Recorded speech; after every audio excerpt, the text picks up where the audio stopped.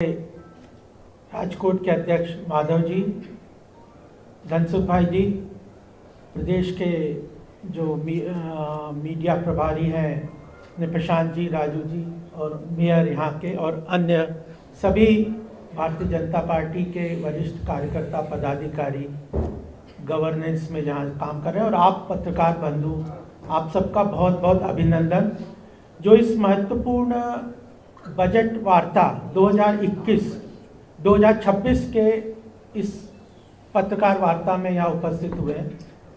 जैसा अनिरुद्ध जी और प्रशांत जी, राजू जी ने बताया कि यह व्यापक चर्चा बजट के ऊपर पूरे देश में की जा रही है, क्योंकि बजट के ऊपर बड़ी मेहनत से काम करते हैं और हमने देखा एक समय देश में यह चर्चा होती थी कि क्या गुड इकोनॉमिक्स गुड पॉलिटिक्स है, क्या कहीं आर्थिक विषय का राजनीतिक रूप से उसका प्रभाव भी पड़ता है।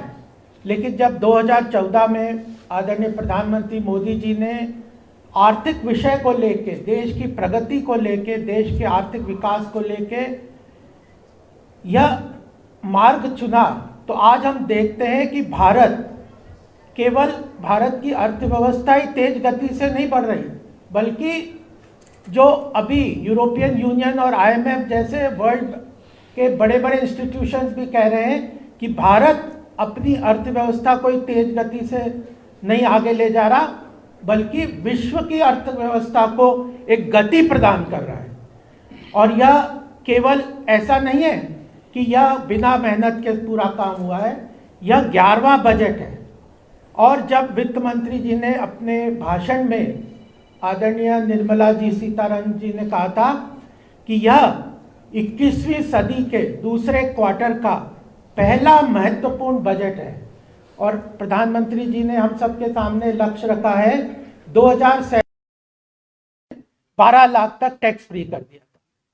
यह तो महत्वपूर्ण तरीके से टैक्स के अंदर बदलाव किया। पिछले 4-5 सालों से इंफ्रास्ट्रक्चर के अंतर्गत सरकार ने बहुत महत्वपूर्ण खर्चे से डेवलपमेंट किया। आप सब घूमते होंगे इधर उधर, जिस तरह से सड़क बनी है, एक्सप्रेसवे बने हैं, फ्रेट कॉरिडोर बने हैं, रेल कॉरिडोर बने हैं, एयरपोर्ट्स बने हैं, ब्रिजेस बने हैं, मेट्रो का पूरी तरह से जिस तरह से विस्तार हुआ है, तो लगभग 11 लाख करोड़ का हर साल कई वर्षों से केंद्र सरकार ने इंफ्रास्ट्रक्चर के अंतर्गत खर्च किया है, जिसके कारण ईज ऑफ लिविंग और ईज ऑफ डूइंग बिजनेस, अगर अर्थव्यवस्था के बारे में हम चिंता करते हैं तो ईज ऑफ डूइंग बिजनेस भी चाहिए, ईज ऑफ लिविंग भी चाहिए, ट्रांसपोर्टेशन कॉस्ट कम होनी चाहिए, रॉ मटेरियल की, फिनिश्ड गुड्स की, उसके अंतर्गत कॉम्पिटिटिव लेवल पे आगे बढ़ने का काम भी इंफ्रास्ट्रक्चर डेवलपमेंट में किया है। साथ में लेबर कोड भी पिछली बार अभी इस पिछले सेशन में सरकार ने इंडस्ट्री, बिजनेस कम्युनिटी, MSME और सब लेबर ऑर्गेनाइजेशन सबका यह निवेदन था कि हमें लेबर लेवल पे, श्रमिक लेवल पे बड़े बदलाव करने चाहिए, उनको अंदर भी बदलाव किया है। डिजिटल इंडिया को हम देखते हैं, जिस तरह सरकारी योजनाओं का लाभ जन जन तक पहुंचाने का सरकार ने काम किया है, डिजिटल इंडिया के बारे में काम किया है, बैंकिंग सेक्टर को मजबूत किया है। 2014 में बैंक दिवालियापन के कगार में थे, IBC जैसे बदलाव लाके बैंकिंग सेक्टर को वो किया है। स्टार्टअप इकोसिस्टम के अंदर सरकार ने बहुत महत्वपूर्ण तरीके से बदलाव और आगे बढ़ाए हैं। आज पूरे 1.25 लाख स्टार्टअप हमारे देश में चल रहे हैं। PSUs के अंदर काफ़ी चेंजेस लाए और आज PSU केवल देश की अर्थव्यवस्था को ही नहीं ड्राइव कर रहे, पिछले साल 4 लाख करोड़ का डिविडेंड पब्लिक सेक्टर अंडरटेकिंग में सरकार को उन्होंने कंट्रीब्यूट किया है, कैपिटल एक्सपेंडिचर के अंदर भी किया है। तो ये जो आधारभूत संरचना आर्थिक विषय में पिछले 10 बजट में देश के अर्थव्यवस्था को मजबूत करने का एक जो काम किया है, उसको सामने लेते हुए इस बार के बजट में एक फोकस एरिया किया है कि कई लोगों के आर्थिक सर्वेक्षण के माध्यम से भी ये हमारे सामने आया था कि कुछ चुनौतियां हैं देश में, उन चुनौतियों को आइडेंटिफाई करके उन चुनौतियों को निराकरण करने का काम इस बजट में किया है। और उसमें सबसे महत्वपूर्ण बात है कि इस बार के बजट में मैन्युफैक्चरिंग सेक्टर, खासकर एमएसएमई सेक्टर के लिए आमूलचूल परिवर्तन किए। और मैक्रो इकोनॉमिक, अगर इंफ्रास्ट्रक्चर आज हम देखते हैं कि जिस तरह सड़क और ये सब इंफ्रास्ट्रक्चर डेवलपमेंट हो रहे हैं, तो सरकार ने इस बार चैलेंज था कि क्या कंटिन्यूसली जो सरकार इतना पैसा खर्च कर रही है, क्या इस बार भी इसी तरह से आगे इंफ्रास्ट्रक्चर को डेवलप कर पाएगी। तो 12.5 लाख करोड़ का एक्सपेंडिचर आज जिस तरह का इंफ्रास्ट्रक्चर देश में हो गया है, उसके ऊपर अगर 12.5 लाख करोड़ का और खर्चा इंफ्रास्ट्रक्चर में एक साल के अंतर्गत होगा, तो किस तरह से परिवर्तन वो साथ में लेके आएगा। रोजगार के लिए बहुत सारी चीज़ें सरकार ने की है इसमें, युवाओं के लिए, महिलाओं के लिए, श्रमिक के लिए, किसान के लिए और व्यापारी वर्ग के लिए। इन 5 वर्ग का विशेष तरीके से ध्यान रखते हुए सरकार ने काम किया है। सबसे बड़ी बात है employment generation, MSME sector, manufacturing sector को कंटिन्यूस ग्रोथ देने के लिए ये जो कैपिटल एक्सपेंडिचर तो किया ही है, साथ में उसको अलग अलग तरह की सहायता सरकार ने प्रोवाइड की है। और सनराइज सेक्टर, अगर भारत को विश्व की आर्थिक प्रगति के अंतर्गत मजबूती से अपना स्थान बनाना है, तो कुछ ऐसे सेक्टर्स हैं जो आने वाले समय में फ्यूचरिस्टिक लेवल पे देश की अर्थव्यवस्था को बहुत मजबूत करेंगे। उसमें डिजिटल डेटा सेंटर बनाने की बात है। इसमें डिजिटल डेटा सेंटर के लिए सरकार ने बहुत सारी योजनाएं लेके आए हैं। सरकार ने जो कस्टम ड्यूटी और ये जो कस्टम के लेवल पे भी सरकार ने काफ़ी तरीके से सिंप्लीफिकेशन किया है।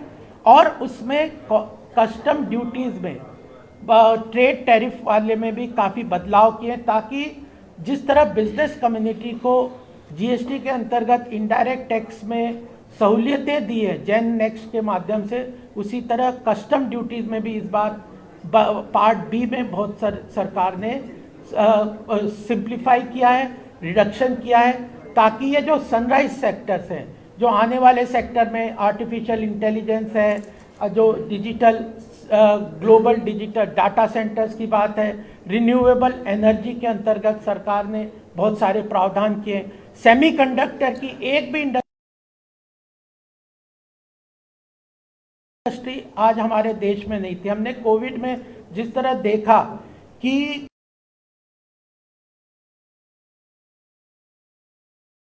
सेमीकंडक्टर के कारण हमारे बहुत विश्व के कई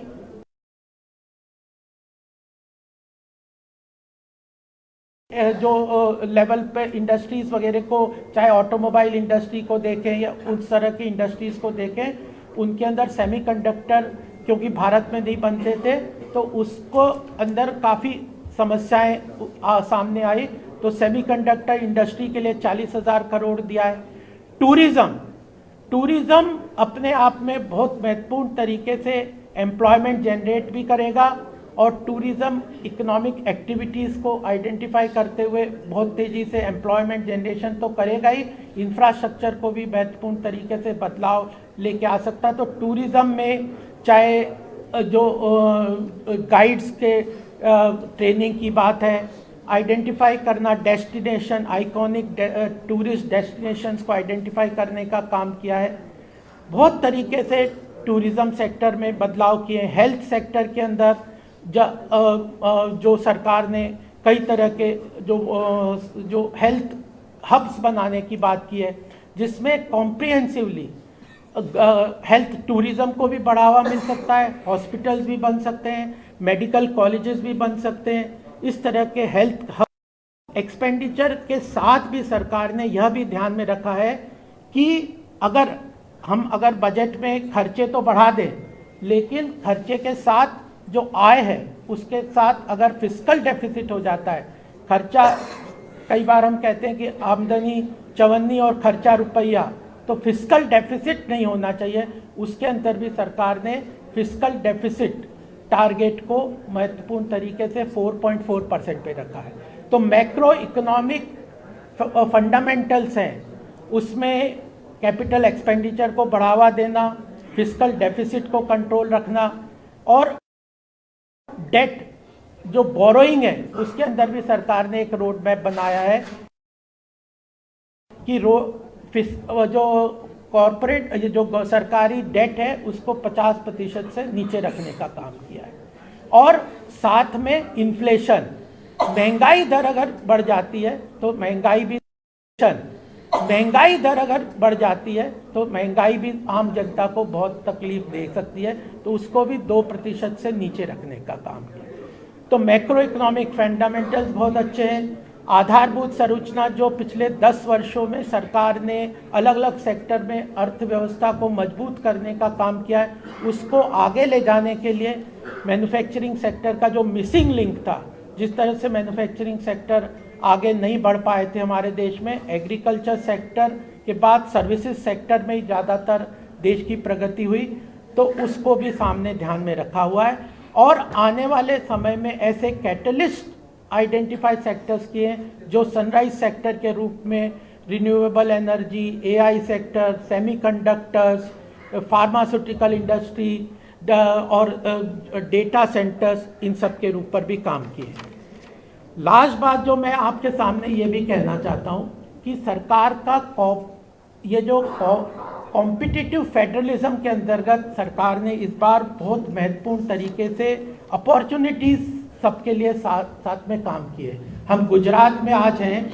गुजरात एंटरप्रेन्योरशिप के लिए बहुत मशहूर है, केवल भारत में ही नहीं, पूरे विश्व में हम जहाँ जहाँ भी जाते हैं, गुजरात की बिजनेस कम्युनिटी, इंडस्ट्रियल कम्युनिटी, सब लोगों का महत्वपूर्ण योगदान है, चाहे अफ्रीका में देख लें, यूएस में देख लें। तो गुजरात की जो एंटरप्रेन्योरशिप है उसके लिए बड़ी अपॉर्चुनिटीज़ हमारे सामने आती है। और इस बार सरकार ने, खासकर वित्त मंत्री जी ने प्रधानमंत्री जी के नेतृत्व में इस बात को ध्यान में रखा है कि जो स्टेट आर्थिक रूप से अपनी प्रदेश को मजबूती से आगे ले जाना चाहता है, उसके लिए इमेंस अपॉर्चुनिटी सरकार ने घोषित की हुई है। जब मैंने कहा कि ग्लोबल डेटा सेंटर बनाने के लिए बहुत सारे प्रावधान सरकार ने किए हैं, तो वो ओपन एंडेड छोड़ दिए। जो प्रदेश चाहेगा, जो प्रदेश इसमें आगे बढ़ेगा कि मैं इतने ग्लोबल डेटा सेंटर्स यहाँ बनाऊंगा और उसके लिए सरकार, केंद्रीय सरकार की योजना के साथ इंटीग्रेट करके काम करना चाहेंगे, तो उसके लिए ओपन एंडेड है, जो भी प्रदेश इसमें आएगा वो बना सकता है। केमिकल पार्क्स को खोल दिया है, और पहले तो ये होता था कि मैंने इस प्रदेश को, पश्चिम बंगाल को ये दे दिया, वहाँ पे ये दे दिया। इस बार कॉम्पिटिटिव फेडरलिज्म को ध्यान में रखते हुए स्टेट्स को सरकार ने इनिशिएटिव दिया है कि वो केमिकल पार्क्स बनाना चाहते हैं, तो उनके लिए भी बहुत स्कीम्स हैं, और वह इनिशिएटिव लेके केंद्र सरकार के साथ आगे बढ़ सकते हैं। Global data centre, chemical park, city economic zone, अगर राजकोट है, जूनागढ़ है, ऐसे जो सिटीज़ हैं जो आने वाले समय में अपने आप को आगे डेवलप करना चाहते हैं, हमारे साथ यहाँ के मेयर भी हैं, तो 1000 करोड़ पर ईयर 5 ईयर्स के लिए सिटी इकोनॉमिक जोन डेवलप करने के लिए सरकार ने दे दिया। जो भी प्रदेश चाहेगा, ऐसा नहीं है कि आज उत्तर प्रदेश चाहेगा तो उसी को मिलेगा, या महाराष्ट्र को, केंद्र सरकार ने ये ओपन छोड़ दिया है। सिटी इकोनॉमिक जोन डेवलप कर सकते हो, एक प्रदेश कई सिटीज को डेवलप कर सकता है।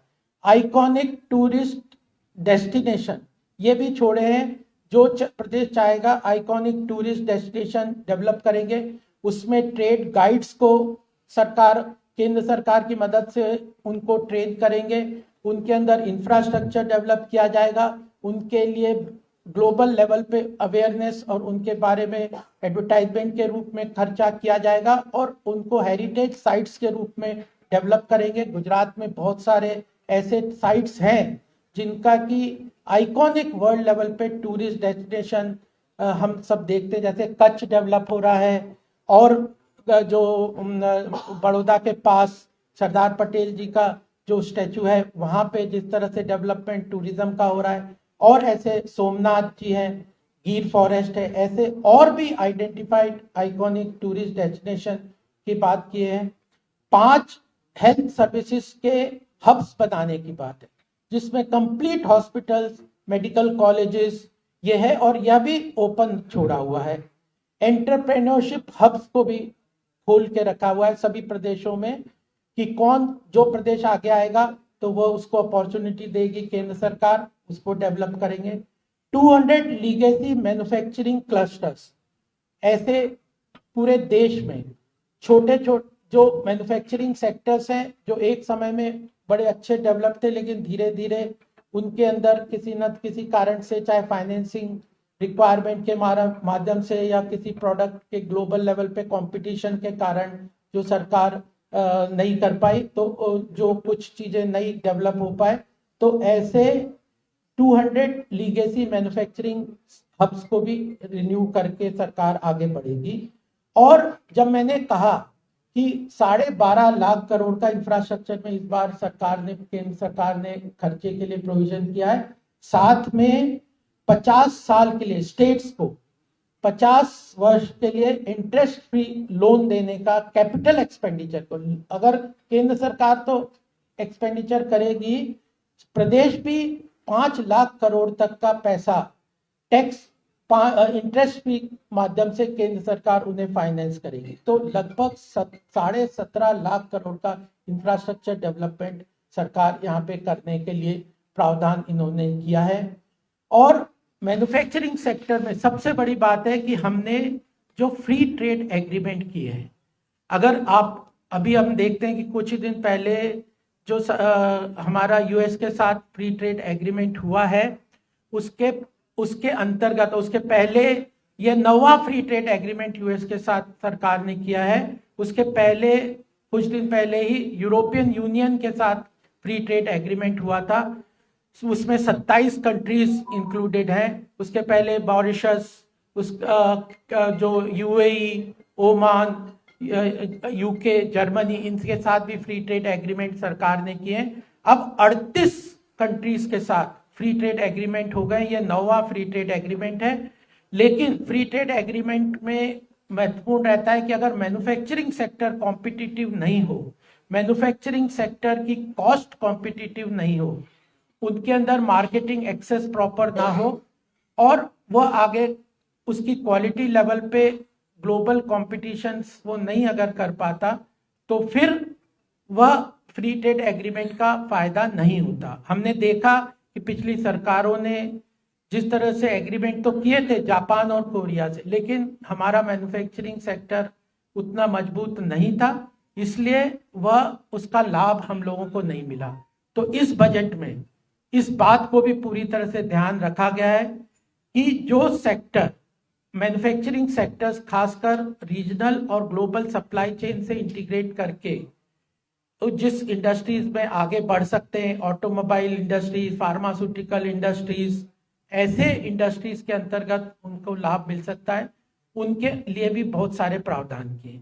तो इस बजट का सबसे महत्वपूर्ण बात यह है, मैन्युफैक्चरिंग सेक्टर बहुत अच्छी तरह से आगे बढ़े, उसको जो हमारे एग्रीमेंट ग्लोबल लेवल पे हो रहे हैं उसके लिए पूरी तरह से आधारभूत संरचना मिले, उसको इंफ्रास्ट्रक्चर के डेवलपमेंट के माध्यम से डिमांड भी क्रिएट हो और ईज ऑफ डूइंग बिजनेस भी हो, आम जनता के लिए ईज ऑफ लिविंग बिजनेस भी हो, और कॉम्पिटिटिव फेडरलिज्म के लिए जो प्रदेश एंटरप्रेन्योरशिप के साथ आगे आए वह लोगों को, उस प्रदेशों को बहुत अपॉर्चुनिटीज इस बजट में दी गई है।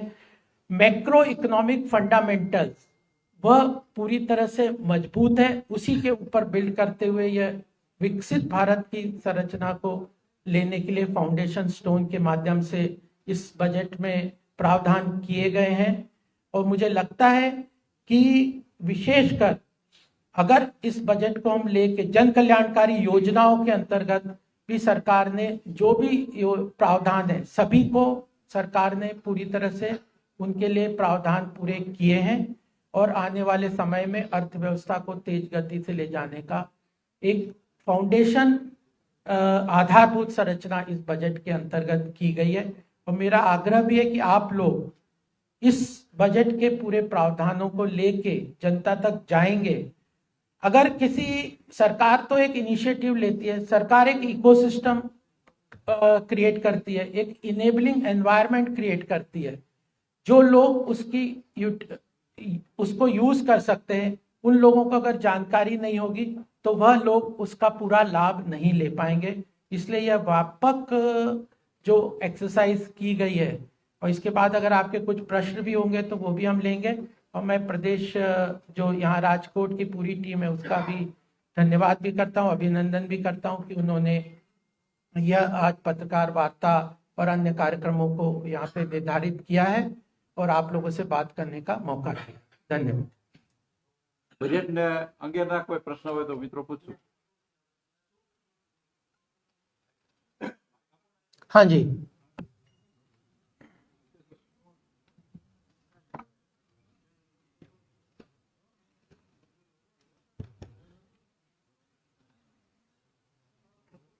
बजट में गुजरात को क्या है? देखिए मैंने इसीलिए अंडरलाइन किया था कि इस बार बजट के अंतर्गत अगर जो रेयर अर्थ मेटल्स के लिए कॉरिडोर बनाने की बात है, सूरत के अंदर एक रेयर अर्थ मेटल का कॉरिडोर इसमें प्रावधान किया गया। जो कोस्टल, जिनकी हाई लॉन्ग कोस्टल एरियाज जो हैं प्रदेशों में, जिन प्रदेशों में, उसके अंदर 20 वाटरवेज के अंतर्गत सरकार ने बड़े प्रावधान किए हैं।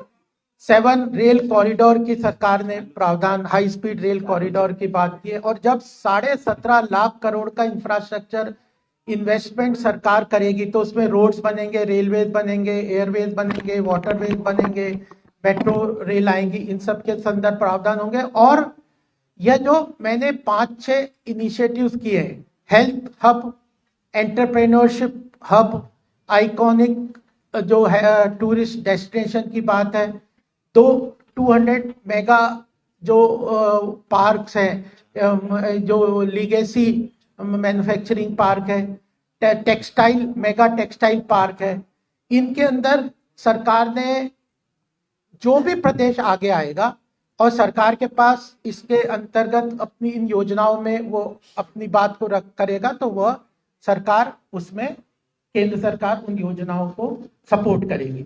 मुझे लगता है कि जो जिस तरह का एंटरप्रेन्योरशिप गुजरात में है, सबसे ज्यादा फायदा इस बार आने वाले समय में इस बजट से गुजरात ले सकता है। हाँ,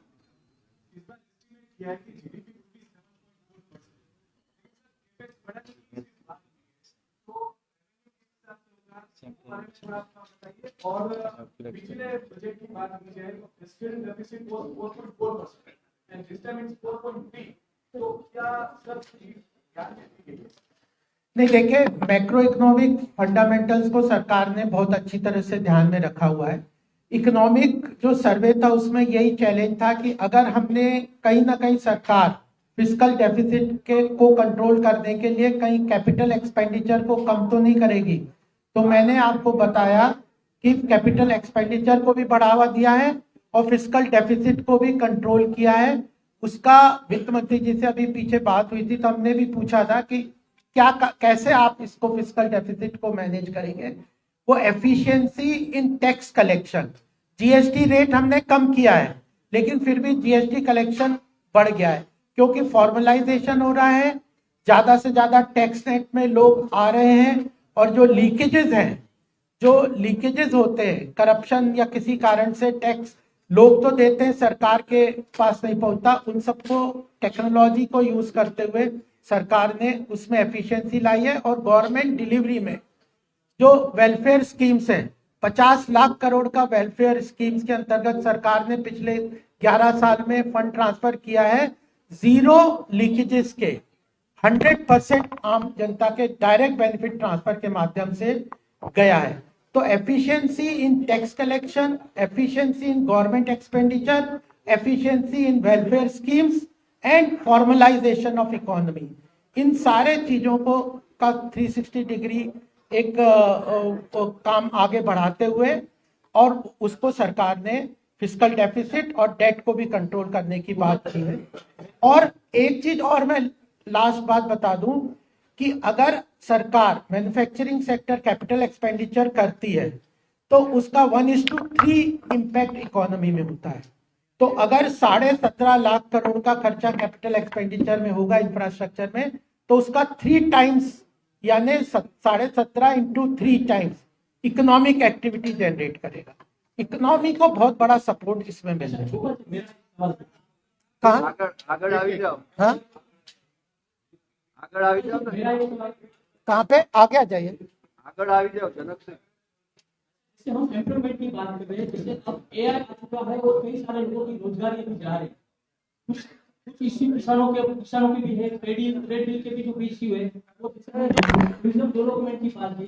कई सारी कल्चरल और हेरिटेज साइट ऐसी है जहाँ पर भी मतलब आप देख सकते हैं कोई डेवलपमेंट नहीं हुआ।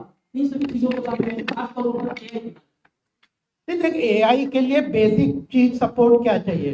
ग्लोबल डेटा सेंटर चाहिए। जो डेटा है देश का, जो डेटा है उसके लिए इम्पोर्टेंट जो इकोसिस्टम चाहिए। इसीलिए सरकार ने ग्लोबल कैपेसिटी सेंटर जीसीसी बनाने का प्रावधान किया है और ग्लोबल डेटा सेंटर बनाने का काम किया है। और इसके अंतर्गत ये जो टेक्नोलॉजी इंपोर्ट है या जो इसके मीडियम पार्ट्स के इंपोर्ट्स हैं, उन सब के ऊपर भी सरकार ने महत्वपूर्ण तरीके से प्रावधान किए हैं।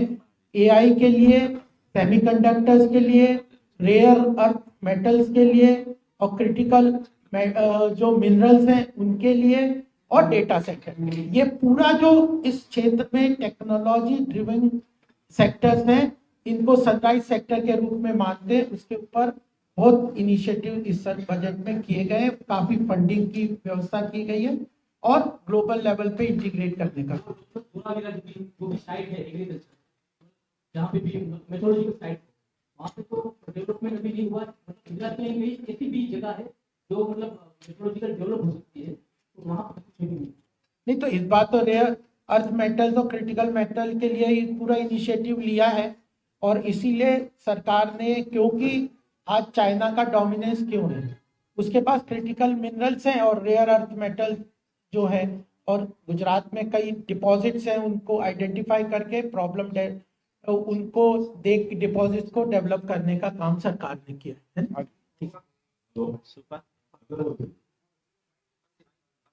आपका हाँ, अगर वो डेटा सेंटर बनाने की अपने बात करते हैं, डेटा सेंटर वर्ल्ड लेवल का जो बनेगा क्या एक्सपेंस अपने कर रहे हैं, और जो एडवांस मिलिट्री इक्विपमेंट्स है जो इजराइल यूज कर रहा है या बाकी जो डेवलप कंट्रीज यूज कर रहे हैं, उसके ऊपर अपने डेवलप आरएनडी क्या कर रहे हैं?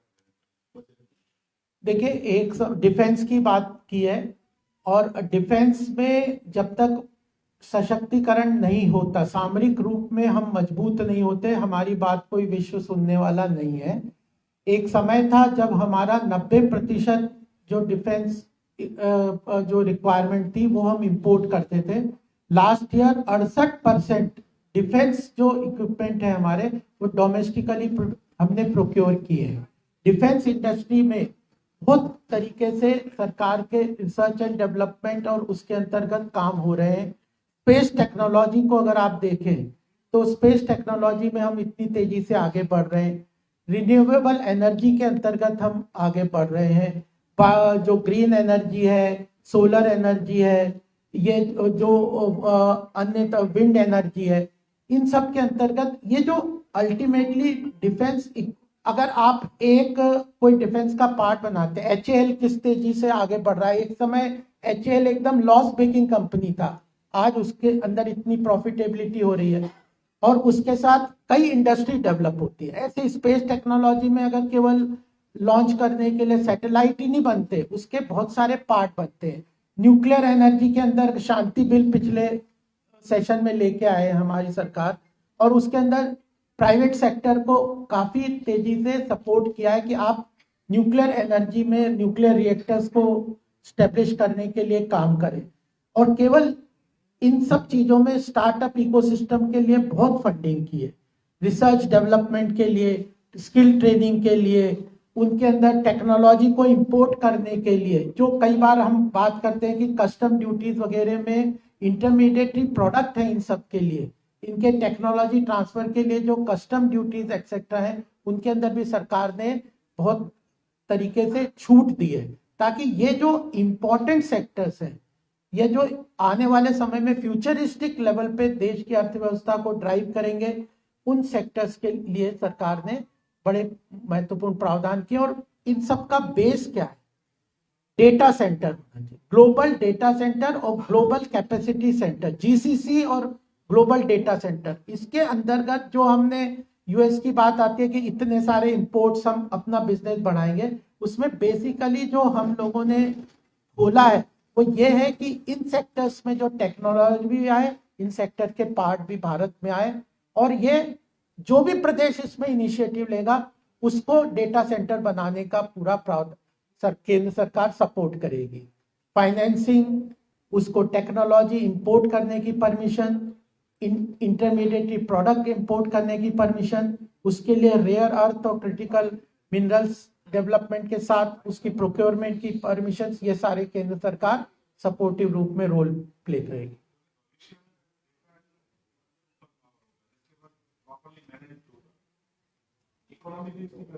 हाँ, तो ये फ्यूचरिस्टिक है, इसमें प्रदेश इनिशिएटिव लेगा तो आगे आएगा ही।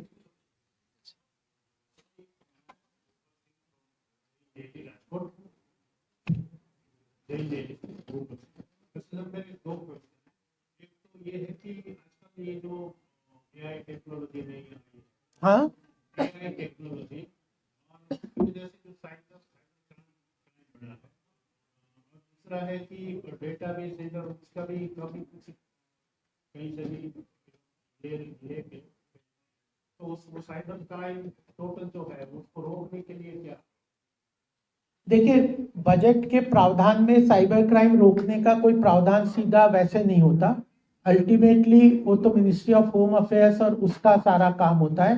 तो बजट में स्पेसिफिक प्रावधान साइबर क्राइम रोकने के लिए नहीं है, बट इन सेक्टर्स जो मिनिस्ट्री ऑफ होम अफेयर्स वो सारे इनिशिएटिव ले रहे हैं। मैती जो है हमारी, जो मिनिस्ट्री ऑफ इंफॉर्मेशन टेक्नोलॉजी और ये जो है वो लोग इसमें काफी इनिशिएटिव ले रहे हैं, कर ही रहे हैं। अल्टीमेटली पुलिस वगैरह की ट्रेनिंग है, ये सारी चीजें हैं। तो ये है,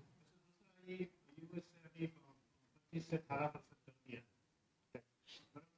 तो, और सामने वो लोगों ने कई चीजों 0% मांगा है कि उसके टैक्स नहीं लगे, तो हमारा डीजी कैसे है? नहीं देखिए, ये जो ग्लोबल जो फ्री ट्रेड एग्रीमेंट्स होते हैं, हम जानते हैं यूएस का डिसरप्टिव पॉलिसीज, उन्होंने जब से ये tariff unilateral reciprocal treaty tariff की बात की, लेकिन उन्होंने यूनिलेटरल टैरिफ लगा दिया और एक समय तो 50% का टैरिफ उन्होंने लगा दिया था। तो इसमें सबसे बड़ी बात है कि कंपैरेटिवली हमें देखना होता है जिन कंट्रीज से साथ हमारा कंपटीशन है यूएस को सप्लाई करने का, उन कंट्रीज का जो टैरिफ है और हमारा क्या टैरिफ है। तो उसमें अगर आप इंडोनेशिया, बांग्लादेश, फिलीपींस और थाईलैंड ऐसे कंट्रीज जिनका कि यूएस में सप्लाई है के टैरिफ और हमारे टैरिफ को कंपैरेटिवली देखेंगे तो हमारा लोअर है, पहली बात। दूसरा ये बात है कि जो सेक्टर्स, जिन सेक्टर्स में हमें टेक्नोलॉजी और इंटरमीडिएटरी प्रोडक्ट्स चाहिए, जैसे मैंने सनराइज सेक्टर्स की, उनमें तो हमने जो टैरिफ रिड्यूस किया है। लेकिन जो एग्रीकल्चर सेक्टर है, फिशरीज है, मैरीन सेक्टर है, शिप बिल्डिंग सेक्टर है, जो खासकर किसान, डेयरी प्रोडक्ट और मैरीन सेक्टर, इन सेक्टर्स पे हम लोगों ने अपने किसानों के इंटरेस्ट और अपने डोमेस्टिक इंटरेस्ट को पूरी तरह प्रोटेक्ट किया है। तो जो सेक्टर्स हमारे लिए, जिन सेक्टर्स को डेवलपमेंट करने के लिए यूएस की टेक्नोलॉजी, प्रोडक्ट और इंटरमीडिएटरी आइटम्स चाहिए, उन क्षेत्रों में हमने कस्टम ड्यूटी टैरिफ को कम किया है। जिन सेक्टर्स में हमारे लोगों को प्रोटेक्शन चाहिए उसमें हमने बिल्कुल नहीं खोला है, और हमें एक्सेस मिल रहा है हमारे एमएसएमई सेक्टर्स को, मैरीन सेक्टर्स को, जो ग्लोबल लेवल पे हमारा यूएस में मेजर एक्सपोर्ट क्या होता था, सर्विसेज, मैरीन और ऑटोमोबाइल एक्सेट्रा, जो एमएसएमई सेक्टर से इंटरमीडिएटरी सप्लाई चेन में प्रोडक्ट होते थे। इन तीनों सेक्टर्स को हमने ये जो एग्रीमेंट किया है, इसके कारण जो रेस्ट्रिक्शन आ गया था 50% के टैरिफ का, उससे हमने कम करके 18% के लेवल पे लाए हैं, लेकिन उसमें भी सर्विसेज तो बिल्कुल जीरो है, सर्विसेज पे कोई टैरिफ नहीं है यूएस में। तो भारत का जो इंटरेस्ट है उसको पूरी तरह से सुरक्षित रखते हुए यह फ्री ट्रेड एग्रीमेंट किए, और केवल अमेरिका ही अकेला देश नहीं है। आज हमारा trade European countries, develop countries के साथ बहुत तेजी से बढ़ रहा है, और अमेरिका के टैरिफ के बाद भी अगर हम इस साल का हमारा एक्सपोर्ट देखें तो वह $400 बिलियन के ऊपर